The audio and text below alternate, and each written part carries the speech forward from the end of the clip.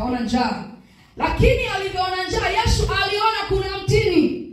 Maana kanuni ya mtini, ukiwa na majani maana yake shatuza nini? Matunda. Lakini mtini huu ikiwa si wakati wake wa kuzaa, matawi yake yanafanyaje? Yanapukutika. Yesu akaenda akauona ule mtini, ili kwamba akaona njaa, akaenda kwenye ule mtini ili ale matunda. Lakini alipofika akakuta mtini umefanyaje? Hauna kitu. Yesu akufurahi. Afanyaje?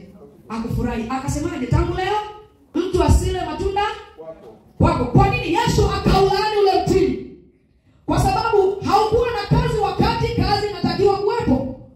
Haukuwa na matunda wakati ilitakiwa kuwa na matunda. Akaulaani, akausemea tangu leo. Ukiendelea kusoma, inasema Yesu akaulaani ule mtini, ukakauka hata shinani. Wanafunzi wake wakastaajabu. Lakini Petro alisikia. Ukiendelea kusoma, na alivyosikia akaweka akilini, je, huu mtini uliolaniwa utakauka? Siku ya siku akaenda kuangalia ule mtini, akaukuta umenyauka, umekauka. Akamjia Yesu akamwambia, ule mtini uliolaani umekauka. Kwa nini? Kwa sababu Yesu alitaka mtini, alitaka matunda kwenye mtini, lakini ule mtini haukuwa na matunda. Ndio maana nikasema kwenye hiki kipengele kwamba kila chochote tunachokiona ni lazima ilete matokeo. Wokovu tulio nao lazima utuletee matokeo kwenye ulimwengu wa roho na kwenye ulimwengu wa mwili. Hakuna sababu ya kuwa na wokovu usio na matunda. Hakuna sababu ya kutembea na Yesu asiye na matunda. Yesu wetu ni Yesu mwenye matunda. Anasema nitakuinua utukufu hata utukufu. Anasema nitakubariki ili hapo na utokako. Sasa unapoacha kubarikiwa, maana yake wewe ni mtini usiozaa. Na kwa nini haujazaa? Maana yake shida haiko kwa Mungu. Shida iko kwako.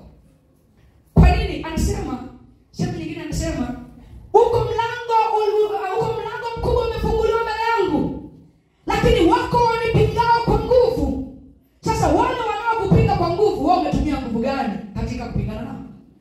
Tunarudi kwenye kona familia. Kuna watu huwa wanaolewa lakini kwenye ndoa zao, kwenye nyumba zao hawaishi, hawana jamani.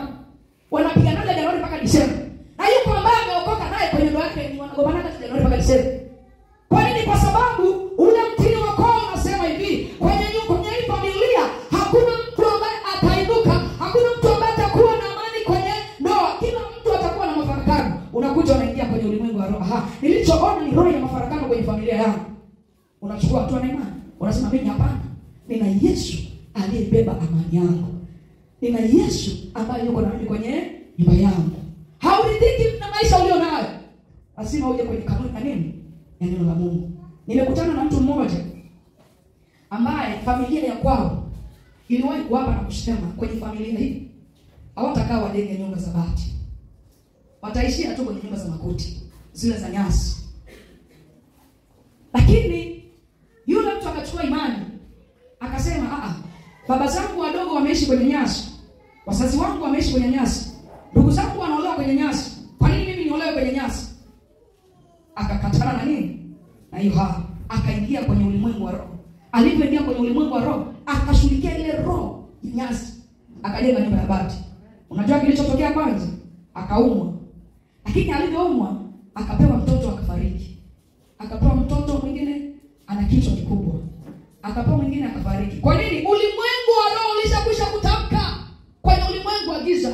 Hauwezi kuvuka mpaka. Akasema hapana, haiwezekani. Nina nguvu za Mungu aliye hai. Akajenga nyumba ya bati. Akasema huyu mtoto aliyekufa sawa, nakubali. Wa pili sana, wale watatu umezaliwa na akakata tamaa kwenye eneo la uzao. Akasema umezaliwa na kitu kikubwa, mimi nitakuhudumia. Lakini nitaongeza watoto wengine. Akaongeza watoto wawili.